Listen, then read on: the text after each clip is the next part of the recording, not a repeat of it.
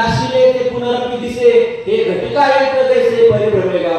जो उपजला तो जाणारच आहे, पण जाण्याचा जो प्रमाण आहे की काही म्हातारा झाला, वृद्धत्व आलं, हातापायांमधलं बळ ओसरलं, जाण्याची वेळ आली आणि मग जाणं झालं, तर ती निसर्ग निर्मित गोष्ट, नैसर्गिक गोष्ट समजली जाते.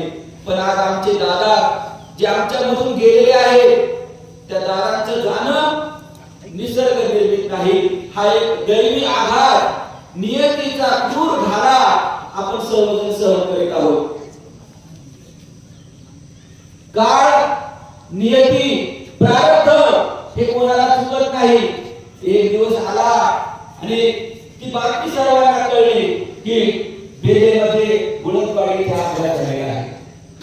अपघात आपल्या परिसरामध्ये, गुळदवाडीमध्ये ही बातमी येते कुठे न येते, तेच त्या अपघातामध्ये 2-3 जणांचा मृत्यू, नंतर 3-4 जणांचा मृत्यू, नंतर 4-5 जणांचा मृत्यू, अशी बातमी. आणि त्या बातमीनंतरही सर्वात दुःखदायक आणि हृदयाला